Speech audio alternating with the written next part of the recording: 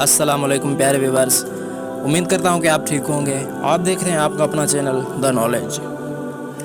فاتح سندھ محمد بن قاسم حربی تاریخ کا سب سے کم عمر جرنیل تھا، لیکن اس کے پختہ عزم اور جنگی کارناموں کو دیکھ کر جذبہ جہاد کو مہمیت ملتی ہے اور ایمان تازہ ہوتا ہے۔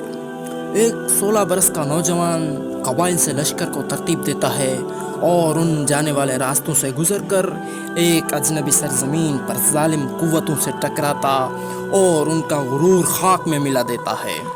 انصاف پر ایسا کہ جب 6 سال بعد اسے خلیفہ وقت کے حکم سے واپس جانا پڑا تو غیر مسلم بھی اس قدموں میں گر گئے اور واپس نہ جانے کی التجائیں کرنے لگے۔ محمد بن قاسم سن 695 عیسوی میں طائف میں پیدا ہوا۔ اس کا والد حجاج بن یوسف کا چچا تھا۔ جب حجاج عراق کا حاکم اعلیٰ بنا تو اس نے محمد بن قاسم کو بصرے کا عامل مقرر کیا اور محمد بن قاسم نے بصرہ ہی میں اپنے بچپن کے چند سال گزارے اور ابتدائی تعلیم اسی علمی، ثقافتی اور فوجی مرکز میں حاصل کی۔ بچپن ہی میں اس کا باپ فوت ہو گیا تو ماں نے اسے خالہ کے پاس بھیج دیا۔ اس کی خالہ حجاج بن یوسف کی بیوی تھی۔ حجاج نے اپنی بصیرت سے محمد بن قاسم کی صلاحیتوں کو بھانپ لیا اور اسے تربیت دے کر فن حرب اور انتظام و انصار میں ماہر کر دیا۔ مزید حربے تجربے کے لیے حجاج بن یوسف نے اسے کئی ایک مہارت پر پرواز نہ کیا، خصوصاً خراسان اور خوارزم اور ترکستان کے لیے جانے والے جہادی قافلوں میں شامل کیا، جس کی قیادت قطبہ بن مسلم کر رہے تھے۔ اس مہم میں محمد بن قاسم نے قطبیہ بن مسلم کے نائب کی حیثیت سے عمدہ کارکردگی کا مظاہرہ کیا۔ محمد بن قاسم 15 سال کی عمر تھی کہ اس کو فارس کے کرد قبائل کے سرکوبی کے لیے بھیجا گیا۔ اس نے یہ مہم کامیابی سے سر کر لی۔ بعد میں جب وہ جرجان کا فاتح کرنے کے بادرے کی طرف پیش قدمی کر رہا تھا کہ اسے سندھ پر حملے کے لیے حکم دیا گیا۔ سندھ کے فتح کے لیے پہلے بھی کئی مہارت بھیجی جا چکی تھی لیکن کامیاب نہ ہو سکی۔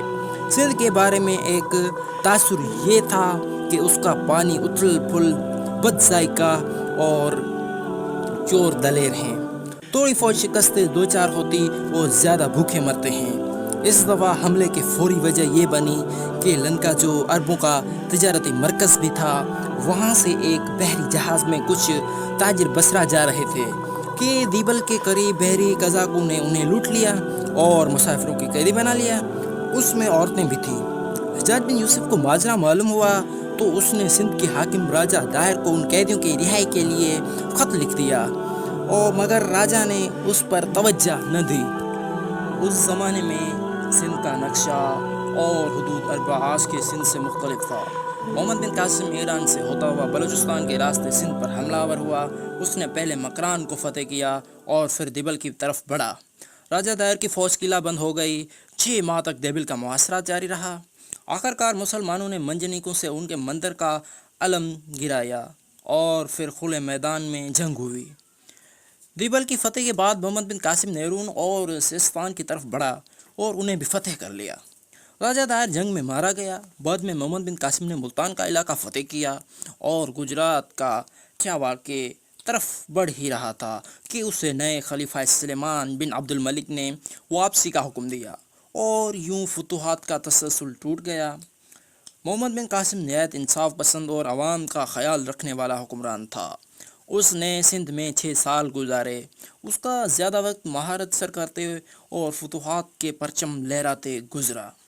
اس نے غیر مسلموں کے ساتھ بھی رواداری کا سلوک کیا۔ فتح دیبل کے موقع پر تقریر کرتے ہوئے اس نے اعلان کیا کہ کوئی لوٹ مار نہیں ہوگی، کسی کی جنگی قیدی نہیں بنایا جائے گا، کوئی شخص مندر کی بے حرمتی نہیں کرے گا، وہ صرف ظالموں سے نجات دلانے آیا ہے۔ اس نے اپنی عمل سے لوگوں کے دلوں میں گھر کر لیا اور اس کا رویہ دیکھ کر بہت سے لوگ مسلمان ہو گئے۔ محمد بن قاسم کی حربی اور انتظامی صلاحیت کا جنگی ماہرین اعتراف کرتے ہیں، لیکن اس کی عظمت اس کی رعایا سے حسن سلوک میں مضمر ہے۔ اس کے رحم دلی، انصاف پسندی اور رواداری نے ہندوؤں کو اتنا متاثر کیا کہ جب اسے واپسی کا حکم ملا تو وہ زار و قطار رو رہے تھے اور اس سے مطالبہ کر رہے تھے کہ واپس نہ جائیں۔ ہندو میں ایک رسم یہ بھی تھی کہ پتھروں کو تراش کر نام اور ہستیوں کی مورتیاں بناتے ہیں۔ انہوں نے محمد بن قاسم کی مورتی بنا کر اس نے سلوک کا اعتراف کیا اور اسے خیرش کے مندر میں سجا دیا۔ آج تک کے لیے اتنا ہی۔